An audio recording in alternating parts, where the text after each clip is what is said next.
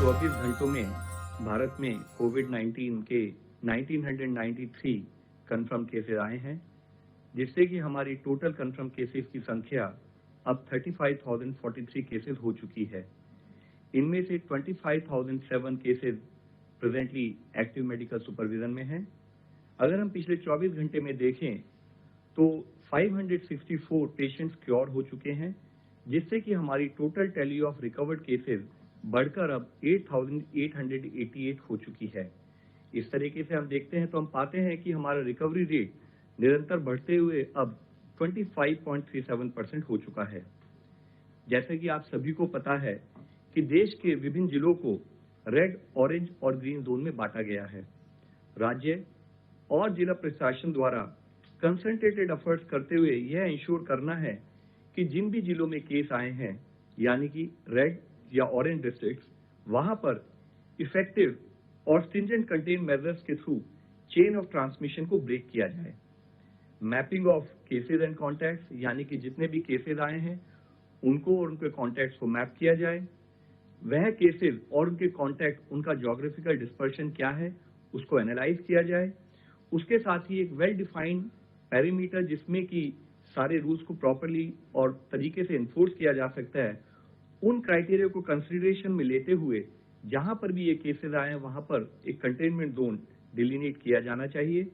Urban areas में जैसे कि कोई रेजिडेंशियल कॉलोनी हो सकती है, कोई मोहल्ला हो सकता है, कोई म्युनिसिपल वार्ड या कोई पुलिस स्टेशन एरिया या कोई म्युनिसिपल जोन और पूरा टाउन, डिपेंडिंग ऑन की केसेस का स्प्रेड आउट कैसा है। इसी तरीके से रूरल एरियाज में कोई विलेज या क्लस्टर ऑफ विलेज और पुलिस स्टेशंस या कोई ग्राम पंचायत या ब्लॉक, इस टाइप के एरियाज को depending on the above parameters हमें कंटेनमेंट जोन को डिलिनेट करना है। इसके साथ ही इन एरियाज में एक बफर जोन भी डिक्लेयर करनी चाहिए अराउंड द कंटेनमेंट जोन, और कंटेनमेंट जोन में except for essential services and activities, सारी एक्टिविटीज पर प्रोहिबिशन रहे। वहां हमारा मुख्य एफर्ट हो कि एक तरफ हम जब स्ट्रिंजेंट पैरामीटर कंट्रोल कर रहे हैं, दूसरी तरफ स्पेशल टीम्स बनाकर कंटेनमेंट जोन में हाउस टू हाउस सर्वेलेंस की जाए।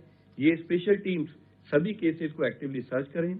उनका फोकस ILI यानी कि इन्फ्लुएंजा लाइक इलनेसेस और सारी यानी कि सीवियर एक्यूट रेस्पिरेटरी सिंड्रोम के केसेस को डिटेक्ट करने में लगे। सभी केसेस जो पाए जाएं उन पर टेस्टिंग क्राइटेरिया के तहत सैंपलिंग उनकी की जाए, सारे कॉन्टैक्ट ट्रेस किए जाएं और उसी के साथ ही जितने भी पॉजिटिव केसेस पाए जाएं उनका प्रॉपर प्रोटोकॉल के हिसाब से क्लिनिकल मैनेजमेंट कर फेटालिटी को कम से कम करके उन पेशेंट्स को रिकवर कराया जाए। इसी तरीके से हमारे एफर्ट्स होने चाहिए कि हम एक्सटेंसिव सर्वेलेंस करें ILI और सारी केसेस की बफर जोन में in all the health facilities, ताकि ओवरऑल कोऑर्डिनेट एफर्ट्स के थ्रू हम ब्रेक कर पाए चेन ऑफ ट्रांसमिशन को। आज जब कोविड-19 पेंडेमिक से हम डील कर रहे हैं तो हम लोग लाइफ की नई रियलिटीज को भी फेस कर रहे हैं।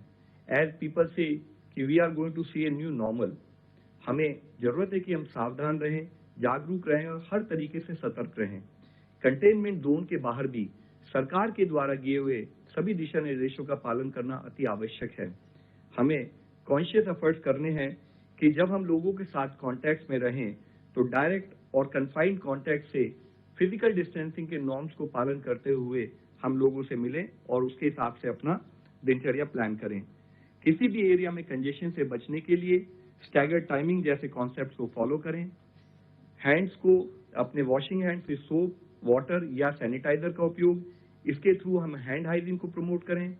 जो भी फ्रीक्वेंटली टच सर्विसेज हो सकती हैं जैसे कि टेबल टॉप्स, चेयर के हैंडल्स, कीबोर्ड्स, माउस पाड एक्सेट्रा, उनको नियमित रूप से डिसइंफेक्ट और साफ करते रहें और सभी लोग मास्क या फेस कवर एज अप्रोप्रिएट उसका इस्तेमाल करें।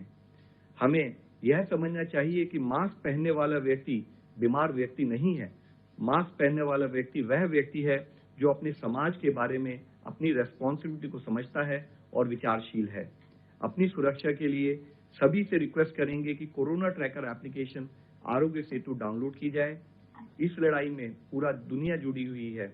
उस समय पर अगर इंडिया को सक्सेसफुल होकर इससे निकलना है तो जरूरत है कि हम सिंपल एक्शंस जो कि हमें सपोर्ट कर सकते हैं, जैसे कि hand hygiene, respiratory hygiene, environmental hygiene और फिजिकल डिस्टेंसिंग का पालन करें।